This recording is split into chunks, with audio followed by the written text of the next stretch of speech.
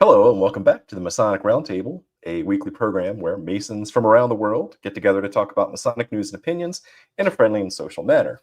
As a reminder, the thoughts and opinions expressed here are solely the opinions of the participants and do not represent any Grand Lodge statements or positions, so make sure you keep your conversations open for the public and on the level. To interact with us, we love seeing you live every Thursday night in Facebook and YouTube land. And so, hello, the chats are always fun. We can't get to all the chats, but remember, your chats may show up on the show. And if you can't catch us live, catch us in the replay or in your favorite podcasting app. My name is John Rewark. I'm a past master of the Patriot Lodge, number 1957 in Fairfax, Virginia. Next up, still Worshipful Master Joe Martinez. How's it going, Worsh? Hello and good evening. Yes. I don't care if you call me that. But Worsh. Hi everybody, Joe Martinez. Past and current Worshipful Master of Manassas Lodge, number 182 in Manassas, Virginia, member of Things and Stuff. And as always, super jazzed to be here. Super jazzed. All and right. You get finger guns too. Yeah, absolutely. Yes, I am from an undisclosed location. Yeah. Well, not quite the West Coast, but almost there. Mountain time zone. So hello. And big news for Courtney. Ooh, there you go. Congratulations. So round of applause. Awesome. And last but not least for now, is our special guest to talk about spring and a Masonic winter, the one, the only, our best friend, Brother Michael Paul. How are you? Doing good. Fighting off allergies. It's allergy season for sure. Tis the season. Yes. Right. Yeah. And I don't care what anybody says on the internet. We love Brother Michael Pohl. So yes. Same back. Shut up, internet. Yeah. Rumors are funny. All right. Yeah. Well, before we get into tonight's show, let's give a special shout out to the patrons who support the show. Head over to patreon.com/the Masonic Roundtable if you want to support free Masonic education for many years to come. So thanks. Yeah, saw some. Got to give a shout out. Saw some of our patrons last night in John's stomping grounds in Odenton, Maryland.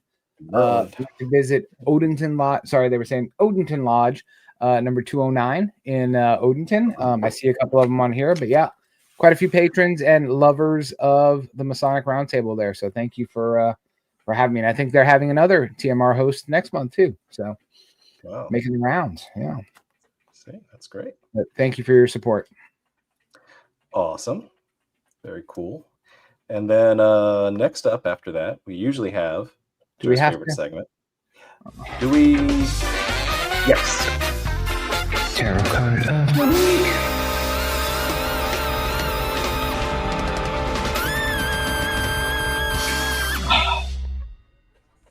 Sigh. You're going to fill in for Jason tonight too. Okay, well then I need to be super bubbly excited about that song. To be honest, I do have a carry. I do have I'm good.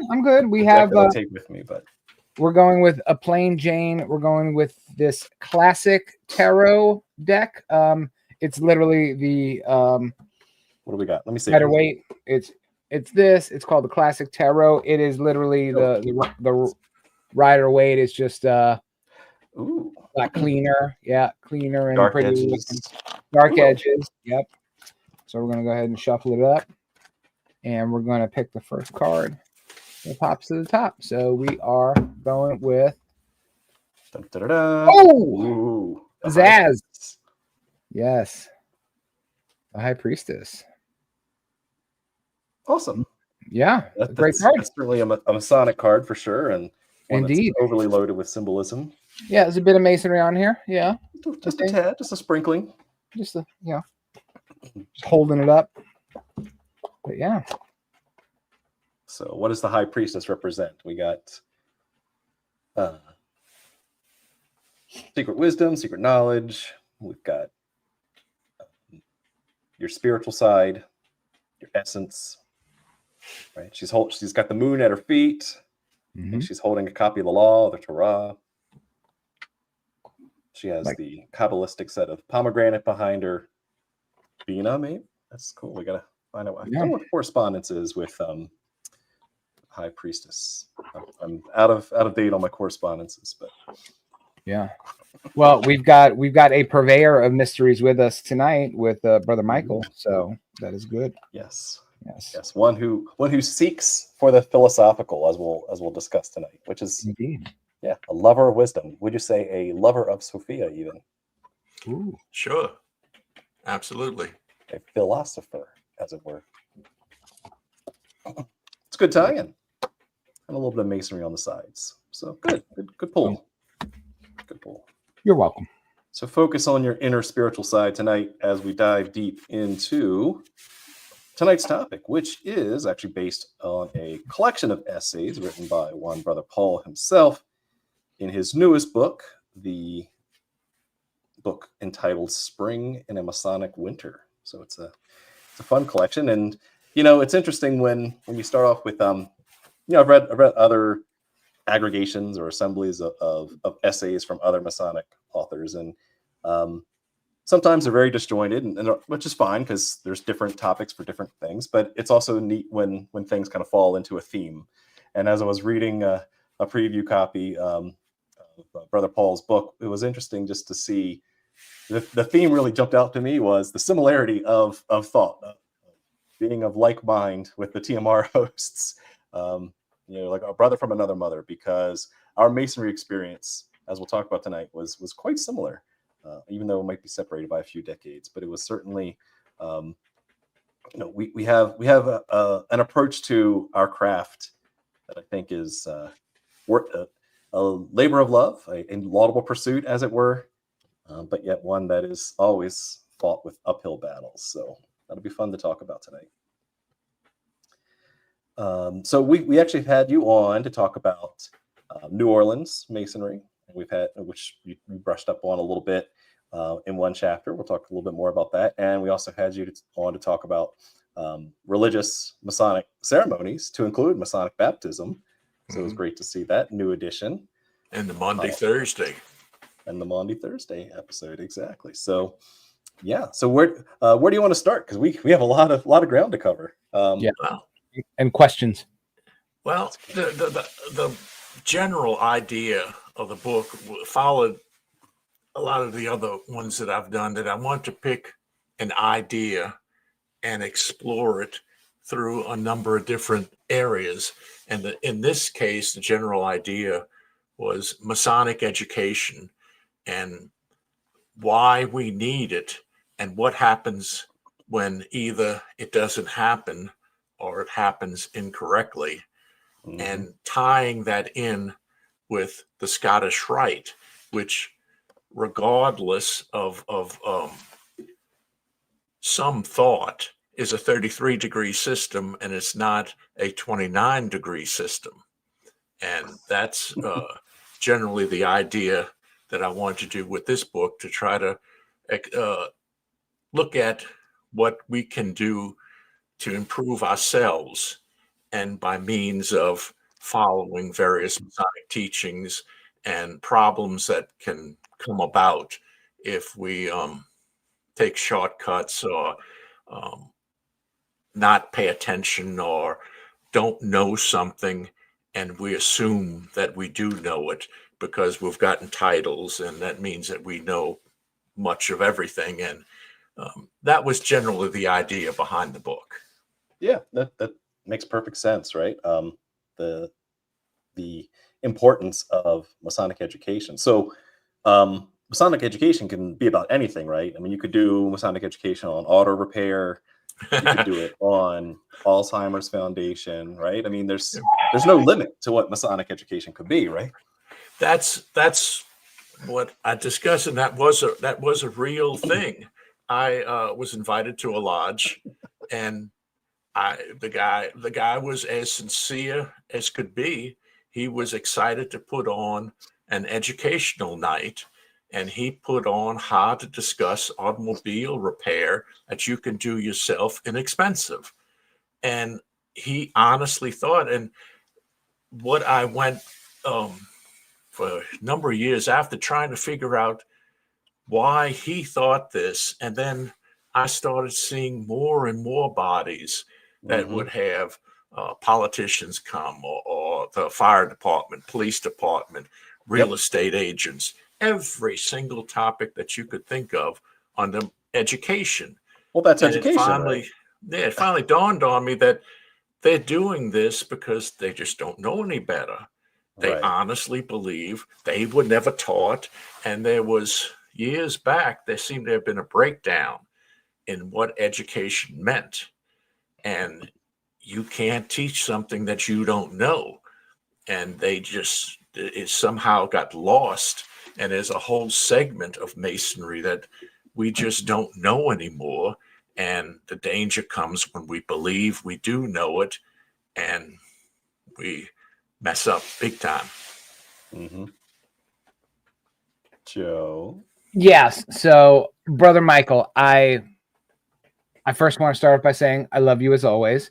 And the next thing I'm going to say is that mostly true? Do you honestly think that? I know and we've heard lots of Masons, ourselves included, talk about, you've got these couple of generations of Freemasons. For them, it's nothing more than a social club or a place to gather, and education wasn't the focus. But then I think back, if we go way back further to a time before any of us were Masons, you have guys like Wilmshurst and all the other early 20th century writers.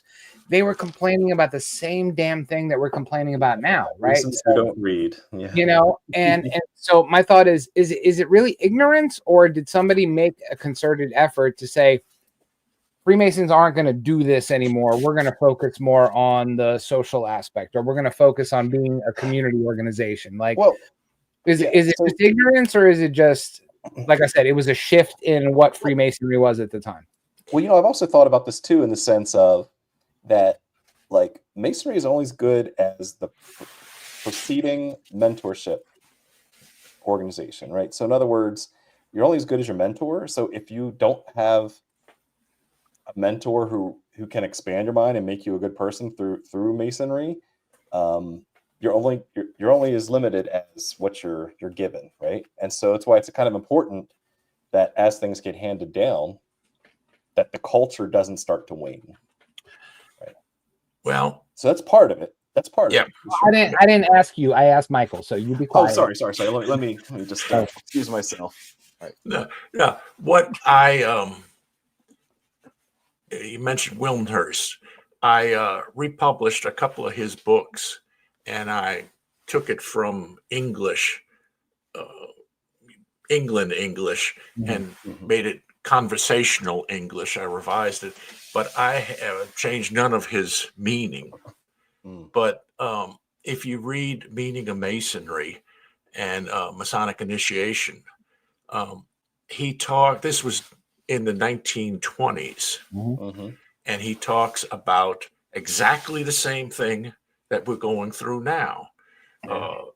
You got people who are just getting titles, they're just going through for a meal, it's a club, nobody's doing, and it was exactly the same, but he was saying there's a change coming up, and we have an opportunity. It looks like things are going to all of a sudden change. The problem was it was 1920s. And if you think about it, at the end of the 1920s, boom, everything crashed. We had the stock market crashed, went to the Great Depression, and we come out of the Great Depression, and there's World War II. And Masonry was crushed up. And it was in a state where the only thing that they could do during that time was try, not always succeed, but try to issue some charity to help out some of the people who were doing it in a bad way. Then comes the late 1940s, the war is over, 1950. All of a sudden, you got a complete change again. People, the war is over, they got a couple of dollars in their pocket. They say, I want to have a little peace. They spent 20, 30 years of really hard times, and they wanted to have a little peace. And so they wanted to join things. And this was the time my grandfather was a master of my mother lodge in 1945.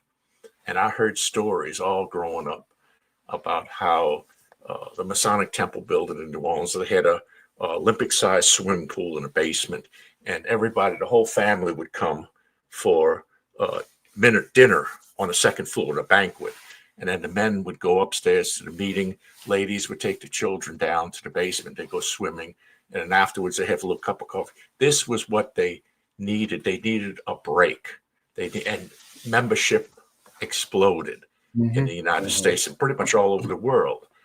And they started getting so many members that they had to restructure the Grand Lodges. And they were, whereas you had a secretary, a grand secretary, and a grand treasurer, now you got an office staff with a bunch of accountants and everything, because in order to handle all the new members. Then comes around the time when I joined, 1960s and 1970s. All of a sudden, with no reason, no explanation, it started declining. And if you think about what was happening as far as Masonic education alone during that time, during the explosive, when everything was building up, but prior to that, you had an instructor who maybe would work with one, maybe two students. Now, all of a sudden, he's got 5, 6, 7 of them. Oh, yeah. What do? They're not structured for that. And so what happened? It's quantity over quality. They became focused on the ritual. And I remember when I joined, ritual was everything. By the time, if you advanced to the point of senior deacon and you were not letter perfect, you were out. They'd get somebody else. There was always somebody that's how many people they had. And so that was the teaching. Masonic education meant learning the ritual, not learning what the ritual means, but learning the right words, a script. And so this was what they were doing during this time. And then all of a sudden, the downward started. All of a sudden, you got old past masters are horrified when you got somebody, a junior ward, senior ward, and they don't know where to work. And the reason is there's nobody else to take. And all of a sudden, you got to put somebody in the East who doesn't know the work. And worst of all, he may not know what Masonry really is, because he only joined a few years ago. And now he's in charge. And then a few years later, he's one of the past masters. He's a senior past master. And this is what I believe started, where if you don't have someone to teach you, you don't know. And then if you become the teacher, what can you teach? I'm going to pull a quote out, and I want to see if this resonates with you. It reminds me of this quote that hard times create strong men create good times. Good times create weak men, and then weak men create hard times again. And so, do you think that is relevant in the context of this conversation? I think it is one of the answers. I think it's relevant. The problem that I've seen is recognizing what strength is, recognizing what a good time, what a bad time is, and I believe that the problem we've had is there's confusion. And, when confusion comes in a temple, everything falls apart. And I'm worried that right now we're in a time where we're just like Wilmshurst's time, where we are at a turning point. And I have absolutely no idea which way we're going to go. I don't know what's going to happen. But if Masonry means anything, I'd like it to start being practiced in the deeper lessons learned, because they are not a waste of time. We're not an organization that just has, ham and string beans and hot dogs. There's much more to us. Well, I mean, you touch on something, and I know we're here to talk about you and not Will. No. Let's talk about Masonry. But really? No, to your point, what I find, oh man, yep, He said string beans, not green beans. So you can put that away. Thank you. Close enough. Shut up. But no, I think what's interesting is that I agree. I think we are at a tipping point. But again, what I find interesting is that we're lamenting about the same things 100 years apart, but it's two totally different scenarios, right? Like in Wilmshurst's time, Wilmshurst was complaining because everybody was going to Tux and Tails balls and having supper club, and every night of the week you went out with your lady and you went to dinner. And this was the beginning of the age of fraternalism. And we're complaining about the same things, but we're struggling for members. You know what I mean? So go ahead. But that's not complete. You see, you're looking back 100 years and you're saying that's exactly what was going on. But go back 100 years from 100 years to the 1820s, it was the same thing again. It's like it's a cycle that we're coming in a 100-year cycle where all of a sudden we've gone through a period of breaking down, and it's like you could keep doing it until you get it right. And that's almost what the universe seems to be saying to us. Yeah, it's karma, right? You know? So people have thrown out the quote that we're not dying, we're refining. Do you agree with that quote? Well, I don't know what it means. You know, that the loss of membership is okay, but we're kind of burning off, you know, the parts that we don't need. I read this afternoon an official publication from a Grand Lodge, and they said that Masonry, and they were defining what Masonry was, and they said Scottish Rite is a 29-degree system from the 4th degree to the 32nd degree. The 33rd degree is an honorary degree. Now, this has been going on since I joined Masonry. Yeah, you know, where was this published? Who said I'm not this? going to tell you. I don't want. What are their names? Where do they live? We need a source. But the thing is, it's not a singular event. It's widespread. What we're talking about is all over. It can be in any place and it'll pop up. People will swear that Freemasonry in the United States is 3 separate entities. There's the Craft Lodge, there's the York Rite, there's the Scottish Rite. It's not that the York Rite and the Scottish Rite are both complete systems of Masonry, beginning in the end of the apprentice degree and concluding with a final degree. It's this Craft Lodge is separate, and then you join another body. And it's in itself, it's just a mistake. And you say, well, they made a mistake, but it has become ingrained in so many, and it's a problem. Well, at least no white hats are saying that, because that would be embarrassing if like some 33rds were actually going around stating that. Yes, I when I joined, that happened. Clutching my pearls. He was insistent, and I was a brand new Mason, and I told him about craft lodges in New Orleans. Now I'm a member of three Scottish Rite craft lodges, past master in one.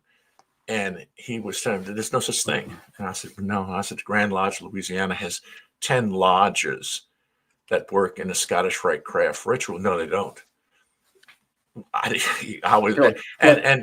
He says, let me explain. He says, I've been at 29 years in Masonry. And I looked and I saw he had a red cross on him. And I said, you were a 33rd? He says, yeah. He says, for 20 years, I've been a 33rd. I said, well, then how can you say you're a 33rd in a system that you're also saying only has 29 degrees? And same thing. It's an honorary degree. It's not a real degree. Yeah. And it goes down to, that's what he was taught. That's right. What, when he joined, he was taught this. And he was taught that you receive degrees because if you serve and help the Scottish Rite family that you're a member of, and that goes back to Pike.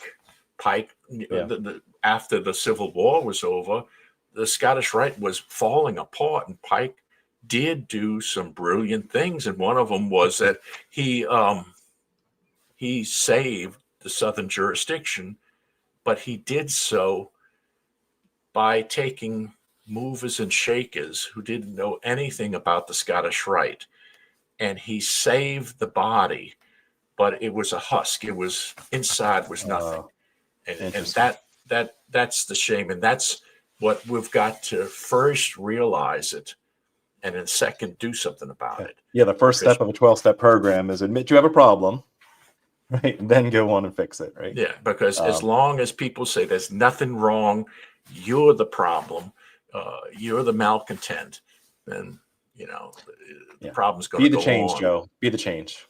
Okay. To be one, ask one. So, actually had a good question. We cover what Freemasonry education is not, but we never explicitly said what Masonic education is. How would you define it? Freemasonry is designed to take the individual and improve himself for himself, that he can become a better human being. And every one of our tools, we use the building trade as a metaphor for what we do, and it works. But the point is that the building is us, and we need all of our tools that we use are designed to make us better, improve us. And you can do that anywhere you want. Masonry has the means, but for so long it hasn't used that. It's just been a social club. And that's the point. Masonic education, if you're going to talk about a lecture, instead of giving one on automobile repair, talk about the 24-inch gauge, the common gavel, improving yourself. What does this mean? We know we're not going to be actually out there chipping away at bricks, but what does it mean to yourself? And there's countless. I would say I agree. I would say it's not just, it's education that you can only get in a Freemason context, right? That is something that is relevant to our craft or rituals or history or symbolism, right? And so when you go outside of those bounds, that is education. It's not Masonic education anymore. Right. It's something else which is valuable in its own right. Right. And if you're in the JCs or the Kiwanis Club, it's a great education program, but it's not Masonic. Right. Yeah, that's good. If that makes any sense. And I'll even go one up that I've said before on the show. If I go to a Royal Arch meeting, I would prefer that the educational topic be something I can only get in a Royal Arch meeting as compared to a Blue Lodge setting or a Scottish Rite setting, right? Because that's why I'm in that body, to get this additional light, and I want to hear something relevant to that. So, and it doesn't. If I had my preferences, it would be more aligned to that body. It doesn't mean that this rite is better than this rite, or this degree is better. It just means it's a different experience, and you never know when something that you experience is going to click something inside you and say, yeah, I can do this. I can change something in myself. I can make this improvement in me. And tomorrow I can actually be a better person than I was yesterday. And that's what I believe is the goal. And that's what I believe is Masonic education, is just to find something to make yourself better. I love it. I love it. But that's just my thought. But that was the goal behind the book. And the last big section was the Grand Consistry of Louisiana, which most people have never heard, in the United States at least, have never heard of. And, well, let's talk about that then. What's the short summary for those who are going to buy the book? What's the thing to whet their appetite? The Grand Consistory of Louisiana was a Grand Consistory in the early days of the Scottish Rite was the equivalent in the Grand Lodge system of a provincial Grand Lodge. They were the go-between body. for a Supreme Council and the local bodies of Masonry in a particular area. And just like a provincial Grand Lodge, you may have one in Europe, it may be somewhere, and then they'll establish a lodge in the Caribbean islands or wherever. And they'll have a provincial Grand Lodge to make it as a go-between. Well, this was what the Grand Consistry was. Now, the Grand Consistry of Louisiana was initially created by Supreme Council of Kingston, Jamaica, which was, if you follow the track of the Supreme Council, the first one was 1801 Charleston Supreme Council. The second one was created by de Grasse Tilly in 1802 in the Leeward Islands. The third one was early 1804, same guy, de Grasse Tilly, in Kingston, Jamaica. And late 1804, he took off and he went to Paris and created a Supreme Council of France. But the Grand Consistory of Louisiana, it was a long evolving, probably would take two shows to talk about it, but it basically it was created right at the time when the Southern jurisdiction was entering the Cerno battle. And it was 1812 when the Grand Lodge of Louisiana was created, 1811 the Grand Consistory, 1813 the Grand Consistory. They were trying to figure out, because Louisiana became a state in 1812, and they said, well, you got to organize. The Grand Lodge was created, and instead of going to Charleston, they went to Cerno. And everyone says, why? And well, because the Charleston guys, unfortunately, there was problems over there, and it was a major mess. And read the book. It explains it in a lot more detail than I could explain just quickly, skimming over things here. No, it was very it was probably the biggest chapter in the book. Yes, and it's because for many years I've read a lot of accounts of Louisiana Masonry, and I've read reports that the early Grand Masters were naive, or they were unsophisticated, or didn't really weren't, and it was nonsense. They followed exactly what could be done, and they came at a time when things in the United States were very fluid and very changing, and they also came at a time when they were the French culture in New Orleans was felt to be unacceptable in the United States. There was a decision made early on that there would be one language, one ritual, and one state, one jurisdiction per state. And was this related to the Baltimore Convention lockdown? It exactly is.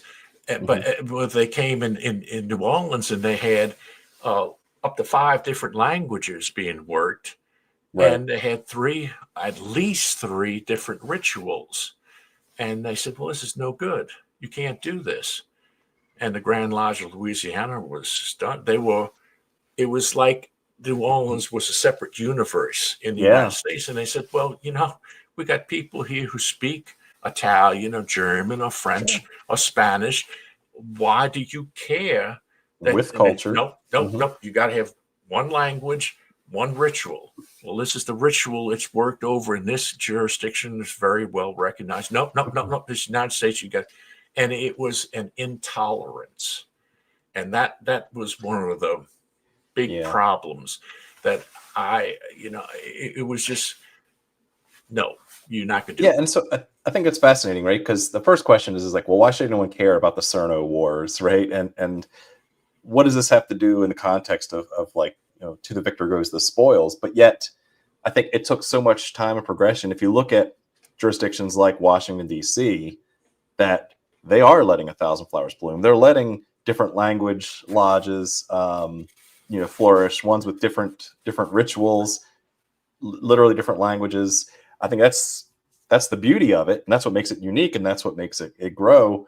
But but that's not, yeah. And I just wanted to chime in on that since yeah, you brought that up. And it's interesting because you have somewhere, and we're not saying one grand jurisdiction is better than another. nope, But it's funny how you have the Grand Lodge of DC, very cosmopolitan Grand Lodge, right? You can go to right, visit lodges in 15 different languages, and you can see a whole bunch of different ritual and different constitutions that these lodges run in. And then you go to their neighbors, and it's very vanilla, right? The masonry you get in one part of the state is identical 6 hours away in a completely different part of the state. The words are unchanging, the language is unchanging. There's only one language. So it's kind of striking how jurisdictions so close together can be so vastly different. I found different that super worlds. Yeah. I a number of years ago, a good number of years ago, I was invited by a Grand Lodge to speak, and I said, "Well, what do you want me to speak on?" And the brother I was talking to said, "Well, I want you to speak on the Scottish Rite Craft Lodges." And I said, "Sure." And it went through the procedure. A week or so before the event, I got a call. They said, "I hate to tell you, but we've got a problem. You're uninvited." And the reason was, they said that it's the subject. He said, "You don't understand. In this state, Scottish Rite Craft Lodges, by Grand Lodge law, are specifically mentioned that they are outlawed. And they are concerned that you're going to come in there and make Scottish Rite Masons at sight." And I said, "You're joking?" And he said, no, we're serious." And I said, "Well, Don't you first off," sneak in here with some of that. I said, "you got to be a sitting Grand Master to make anyone Yeah. a Mason at sight. Second, Louisiana doesn't allow anyone to be made a Mason at sight anyway." I said, my and they said, gosh. "I know, but this is how when we talk about you don't know something because the guy who taught you didn't know something." And Right. and that's why I talk about It's a creating bad the example Scottish of the Rite telephone Craft game, Lodge. right? Yeah. In the book, I mentioned about when you want to create a Scottish Rite Lodge, there's a umpteen hurdles that you have to go through. Chances are it's not going to work, but even so, the point is, it doesn't matter. It doesn't matter if you have a Scottish Rite ritual or a York Rite ritual or any ritual, whichever. What matters is the quality of masonry that you do. It's like saying, "Well, I like vanilla ice cream. Well, I like strawberry ice cream." Well, you're not as good as me because I like this flavor. I like that flavor, and it doesn't matter. The ritual that's used is a vehicle to deliver lessons to the individual masons so that they can improve themselves. And if they do a little bit variation here and there, it doesn't matter. Yeah, that's fascinating. But yeah, it is certainly, there's fear in the unknown, right? And especially with jurisdictional differences and with, jurisprudence, you definitely don't want to say the wrong thing or step on the wrong toes. But you can't even do it innocently sometimes, just because, the appearance of, or this is weird, this is different, It's an interesting, but again, Wilmhurst was going through this when he was writing this back in the 1920s. It's amazing how similar what he was mentioning. And now we are at a stage where there is a good number of Masons talking about, hey, we need more out of Masonry. We don't want just a simple Masonry. And what's going to happen? Who knows? I hope it's not a prediction of bad things to come, but we're going to have to see what we can do if we can pull it out, and if Masons can get it into themselves that they have to draw a line somewhere and say, this is Well, what I am, and this is what I'm going to do. Well, I think, and I know we joke a lot, and I know John always throws numbers and data at people because they're factual, and I love that about him. But I think to your point, there's going to come a time in the next few years where big administrative Grand Lodge Freemasonry is not going to have a choice. They're going to have to pivot and shift and do something different, right? Because the system itself, or like John says, by 2040, the system isn't designed to support itself the way it has been for, the last 100 years in today's day and age. So I don't think they're going to have a choice, Brother Michael. They're going to have to pivot, and something is going to have to change, and we just don't know what that is. Well, yeah, the thing is, those who are right now becoming Grand Masters, for the last 20 or 30 years, the situation's been the same. And you got some that are coming in that are shining lights. But honestly, there are some who have not, it's been a club for them. Yes. And what do they know? It's the same. The Grand Lodge is now the same as a craft lodge. Some coming through are really good, but it's a mixed bag. And I really believe that we're going to see, but there's one thing that I have seen over and over and over again, regardless of the quality of a Grand Master, there seems to be one thing that past Grand Masters drill into them, and that's how to keep a Grand Lodge alive. It doesn't mean how to grow it, but how to keep it alive, even if it's on life support.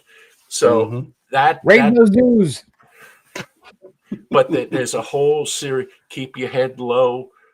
Don't get extra cost. Try to keep things as kick something down the can down the road. Yeah. I don't know if the change is going to come from a slow death of change by no change. It's either evolution or revolution, right? And yeah, I pitched to our Virginia strategic planning committee.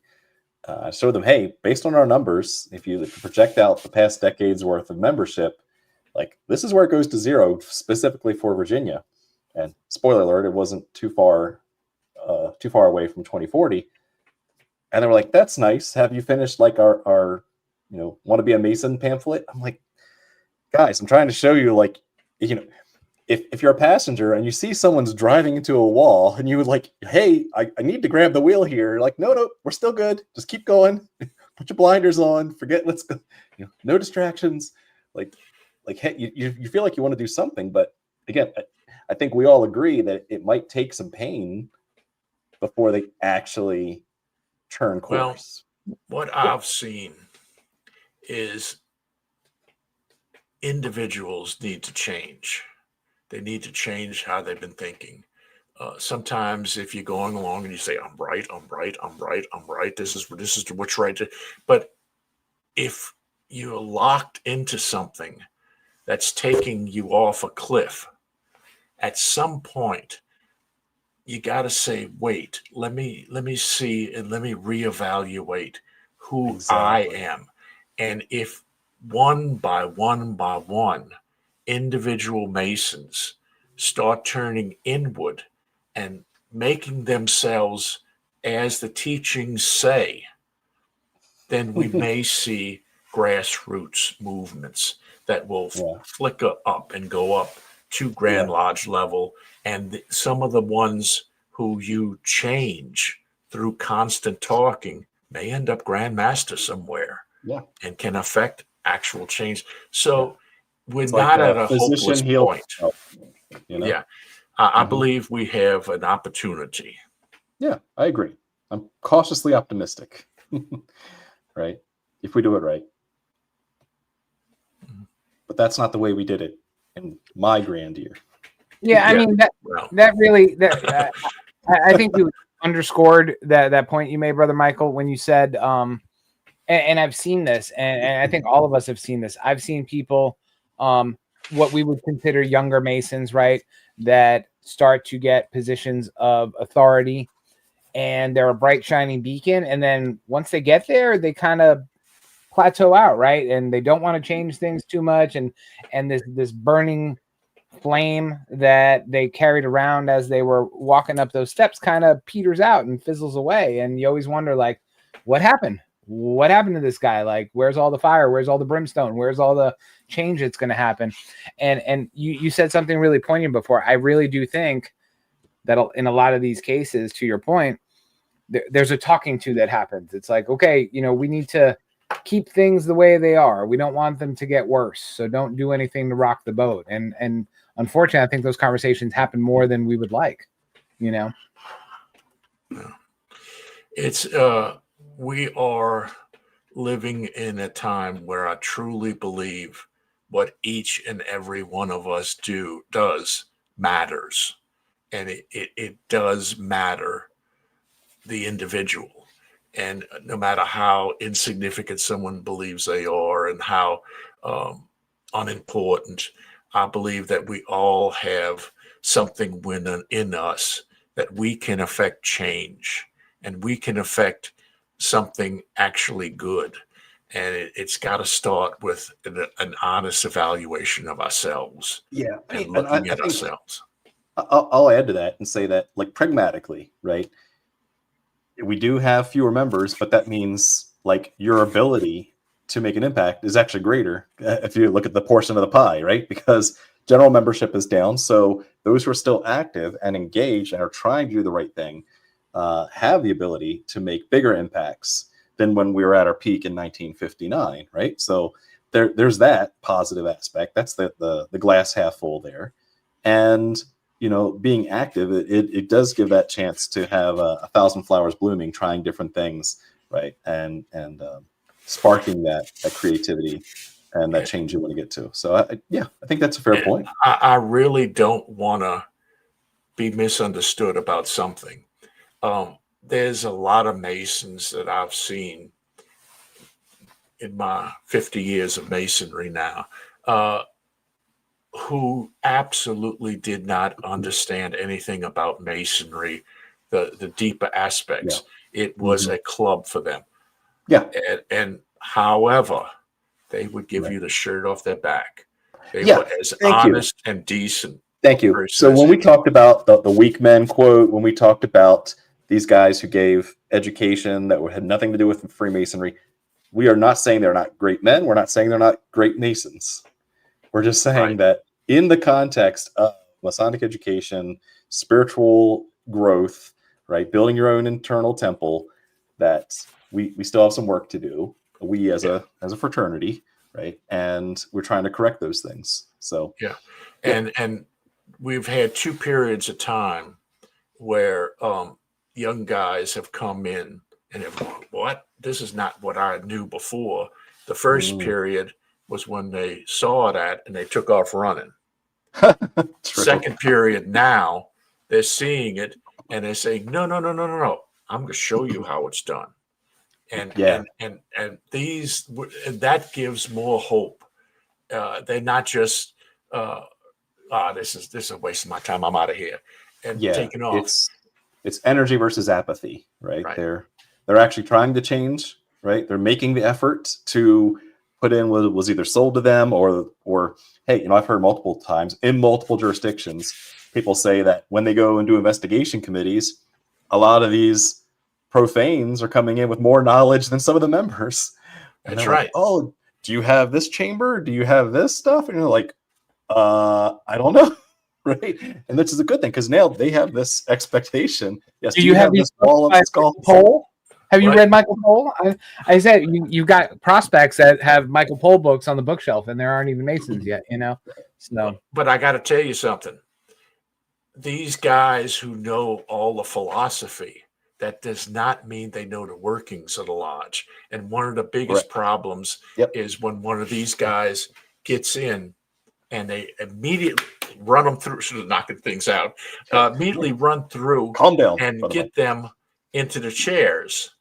Yeah. They don't know what they're doing in there, and it sometimes in the bad way, unfortunately, you get somebody who has a lot of potential, and two things can happen. They can get burned out and they walk away, or they can listen to all the praise and then they get, I'm what's important, and they'll take every job that they can get.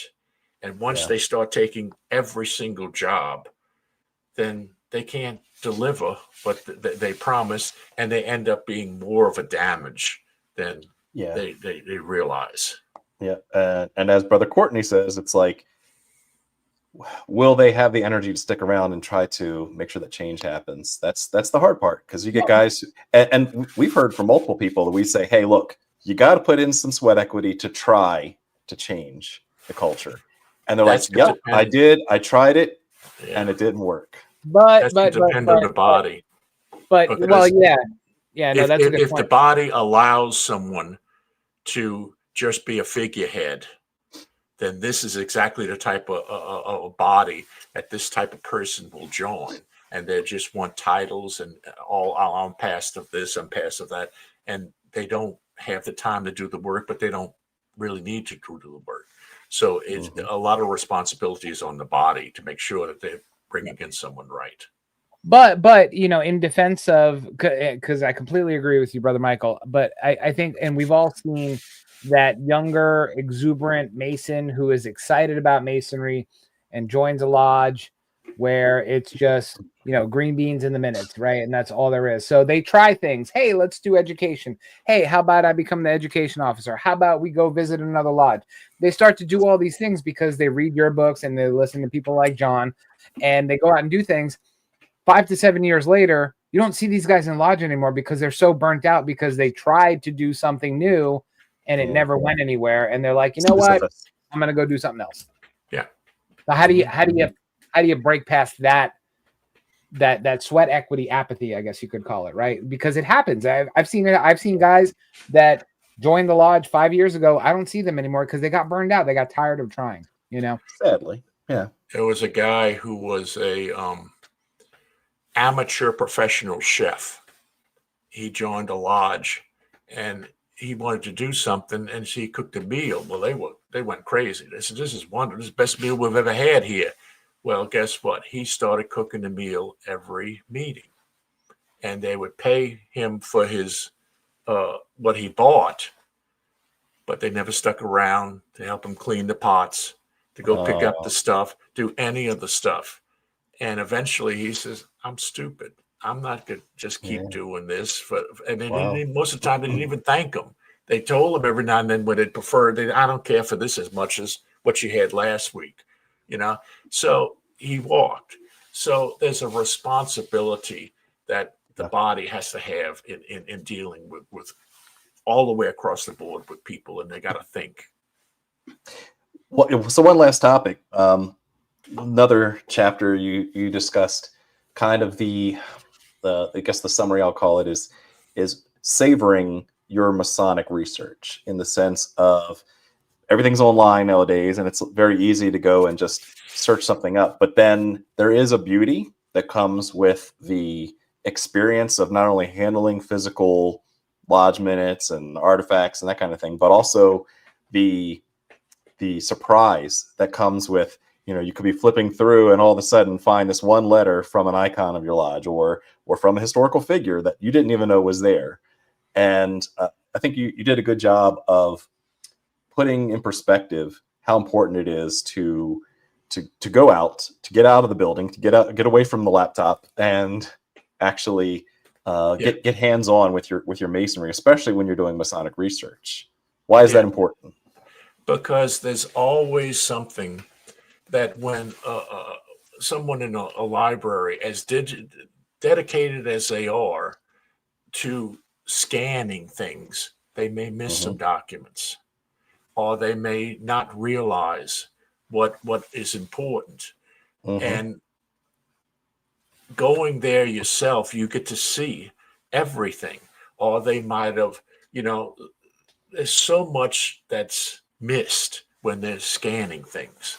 And unless you go there, you may not find everything that is available, and there was cases of things that were misfiled in a scan, important documents that were completely overlooked because they were in the wrong folder. But if they had gone to the place, all of them would have been in one box, and you could find everything there. There's no getting around it. That you need to go, and there's a lot of good things you can do on the internet, but you got to go in person at times and go do the real work. And it's just kind of no way around it. Yep, I agree. I think it's awesome because I've done both, right? As lazy as I am, I do like to find a lot online, and more is coming online all the time. But yeah, it's certainly it's a different experience, if nothing else, by getting your hands dirty and digging through the archives manually. Great, awesome. So I definitely enjoyed that section of the book as well. So let's get to it. How would they find a copy of your latest book, Spring and a Masonic Winter? Well, they can find it pretty much online anywhere. I would appreciate if they went to cornerstonepublishers.com and grab a copy directly from the shop. And we're giving 25% off now to anybody who watches this. And there's a code. There's a code in there. That's it right there. Just enter that code at the checkout, and you get 25% off of either the paperback or the hardback. And so for those listening to the audio version, that's Masonic Winter, one word, all lowercase. Yeah. As you go and check it out, so you get a bonus just all for being a lowercase, TMR one word. Masonic Winter, one word, all lowercase. To get a little extra. Go to cornerstonepublishers.com. Love it. Let's see, do I have that there? I did already. You did? Awesome. I did. Well, that Excellent. Gives the link right to the book. Yes. Right to the book. Nice. All right. Well, thank you. Well, this has been fascinating. I know we could probably talk for another 2 hours, especially on the on the consistory conversation for sure. You know what? I got to bring you back on another time to talk about that, because that'd be. We gotta get Joe Wages to come in. He wrote the baptism section. That's true. It's been a minute since we had Joe on. Yeah. I need to brush up on my French though. I gotta do that first, and then we'll get him. My Duolingo score needs to improve. All right. Well, it's fascinating. Joe, final thoughts. Brother Michael, always a pleasure to have you on. Loved your new book, and again, it's always a treat to talk Masonry with you. So thank you for taking time out of your day to be with us today. Appreciate it. Yep. Brother Paul, any last thoughts or comments? No, I appreciate anyone who picks up the book. I appreciate more if you put Masonry first and try to look deeper at some of yourself and the teachings and see if we can turn things around for real. Well said. Well said. There's nothing I can say that can top that. Definitely, Brother Paul is one of us in the sense that if you internalize the lessons in Masonry, we all come out better. So with that, I want to say thank you all very much for watching, and keep searching for more light. Have a good night.